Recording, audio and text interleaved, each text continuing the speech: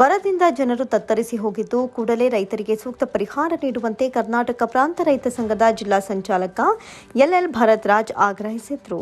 ಸುದ್ದಿಗಾರರೊಂದಿಗೆ ಮಾತನಾಡಿದ ಅವರು, ಎಂದೆಂದೂ ಕಂಡರಿಯದ ರೀತಿಯಲ್ಲಿ ಬರಗಾಲ ತಲೆದೂರಿದೆ. ಈ ಬರದ ಬರೆಗೆ ಜನತೆ ತತ್ತರಿಸಿ ಹೋಗಿದ್ದಾರೆ. ಆದರೆ ಕೇಂದ್ರ ಮತ್ತು ರಾಜ್ಯ ಸರ್ಕಾರ ಮಾತ್ರ ಕಿಂಚಿತ್ತೂ ಕಾಳಜಿ ವಹಿಸ್ತಾ ಇಲ್ಲ ಅಂತ ಕಿಡಿಕಾರಿದ್ರು. ಬರಗಾಲದ ಸಮಯದಲ್ಲಿ ಕೇಂದ್ರ ಸರ್ಕಾರ ರಾಷ್ಟ್ರೀಯ ವಿಪತ್ತು ಅಂತ ಪರಿಗಣಿಸಿ ಪರಿಹಾರ ನೀಡಬೇಕಾಗಿತ್ತು. ಆದರೆ ಈವರೆಗೂ ಮುಂದಾಗಿಲ್ಲ. ಕುಡಿಯೋದಕ್ಕೆ ನೀರಿಲ್ಲದೆ ಜನ ಜಾನುವಾರುಗಳು ಪರದಾಡ್ತಾ ಇದ್ರು. ಸಮಸ್ಯೆ ಬಗೆಹರಿಸದೆ ಮತಯಾಚನೆ ಮಾಡ್ತಾ ಇರೋದು ನಾಚಿಕೆಗೇಡಿನ ವಿಚಾರವಾಗಿದೆ.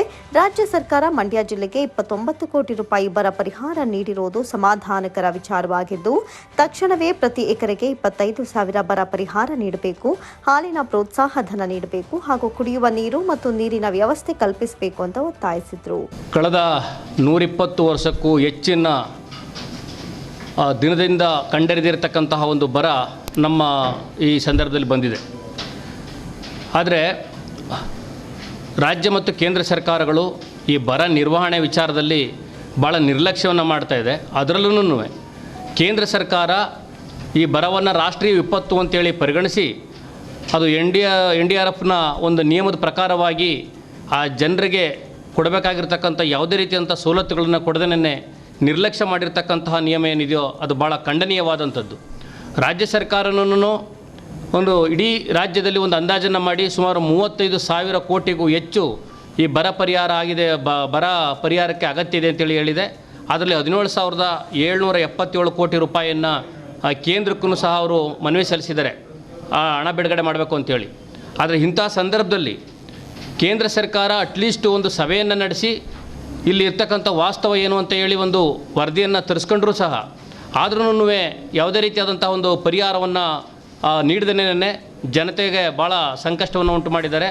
ಯಾವುದೇ ನಾಚಿಕೆ ಇಲ್ಲದೇನೆ ಚುನಾವಣೆ ಸಂದರ್ಭದಲ್ಲಿ ಜನತೆಯಲ್ಲಿ ಮತವನ್ನು ಕೇಳತಕ್ಕಂಥ ನಿಟ್ಟಿನಲ್ಲಿ ಹೊರಟಿರ್ತಕ್ಕಂಥದ್ದು ಸರಿಯಾದ ಕ್ರಮ ಅಲ್ಲ ಅನ್ನುವಂಥದ್ದು. ಅದರಲ್ಲೂ ನಮ್ಮ ಜಿಲ್ಲೆಯಲ್ಲಿ ಇದು ಆಗಸ್ಟ್ ನಂತರದಲ್ಲಿ ಮಾಡಿರ್ತಕ್ಕಂಥ ಒಂದು ಸ್ಥಿತಿ ಇದೆ.